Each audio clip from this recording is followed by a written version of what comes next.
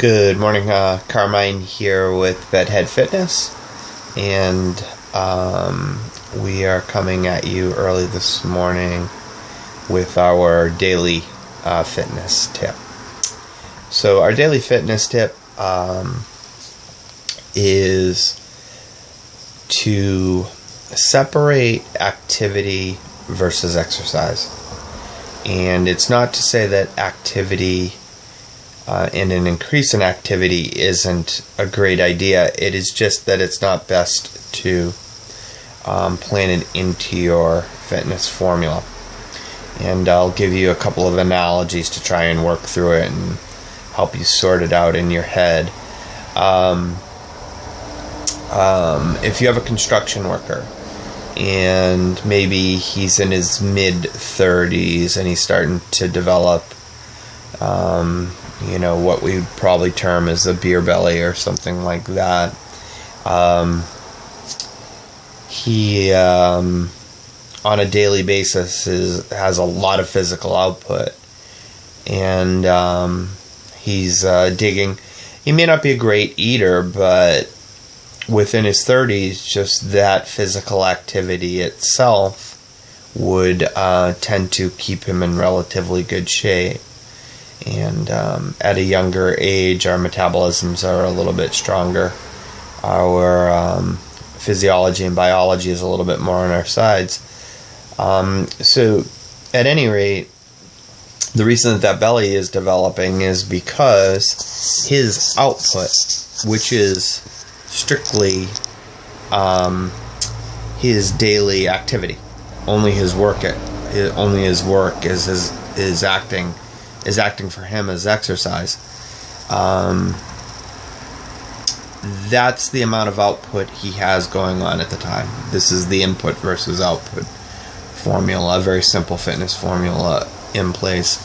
And he has a couple of things to do. He needs to either add exercise, so there is output beyond just what happens at work, or he needs to improve the types of foods he eats, the quantities foods he eats, or most likely both. Now, more often when I'm formulating a plan, we're making changes on both sides of that formula, and a lot of clients will want to say, well, you're asking me for 5 hours of exercise a week, but I work really hard in the garden for at least an hour every single week. The only circumstances in which I would consider that exercise is if you're moving up into 70% of your heart rate maximum now, and you sustain it. That's your average throughout the whole time that you're working in the garden.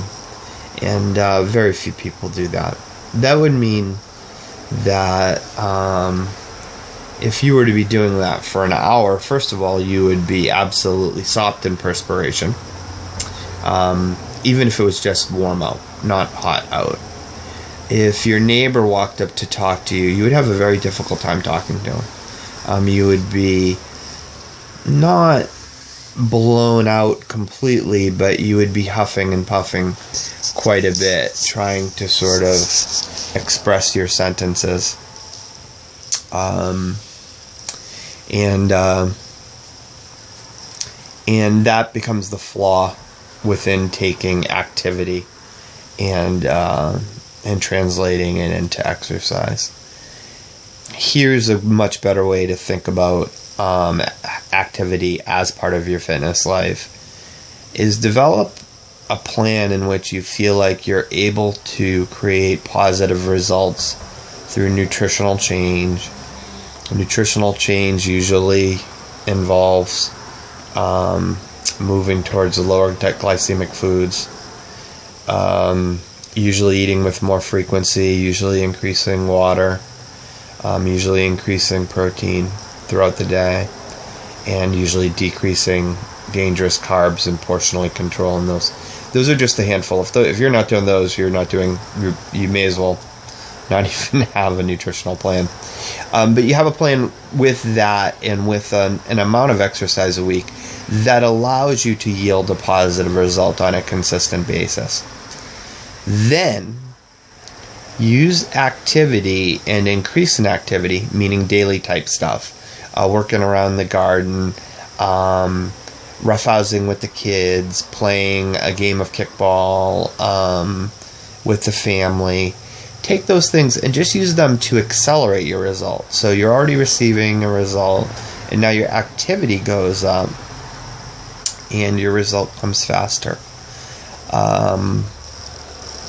And that's the best way I can express activity within daily life. Things like parking your car further away intentionally to make the walk to the store, or even to hustle over towards the store.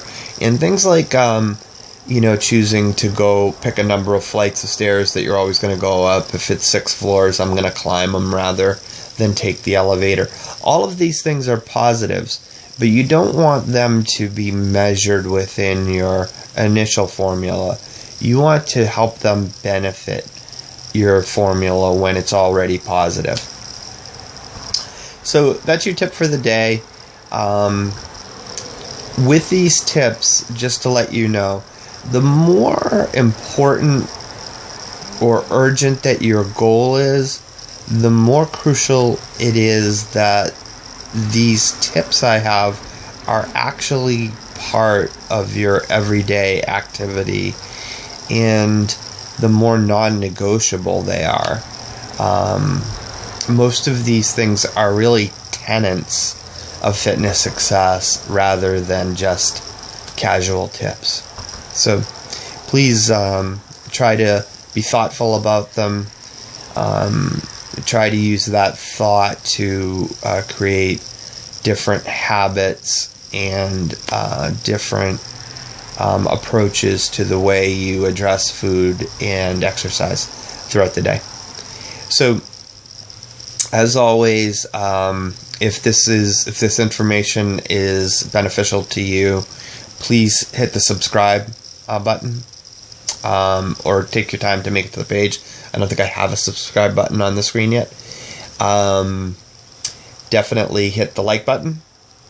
And within comments, please lend some direction to any advice you might need, because I'm glad to help out with that.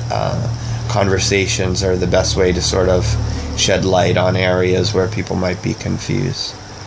And a last thing is if you are like me, there are probably dozens of people within your life who are slowly but surely moving in the wrong direction with fitness. So please take the time to share this out to people, so that they have another resource to start moving in the right direction themselves. So for this Thursday morning, Bedhead Fitness signing out. Carmine telling you to have a fantastic fitness day.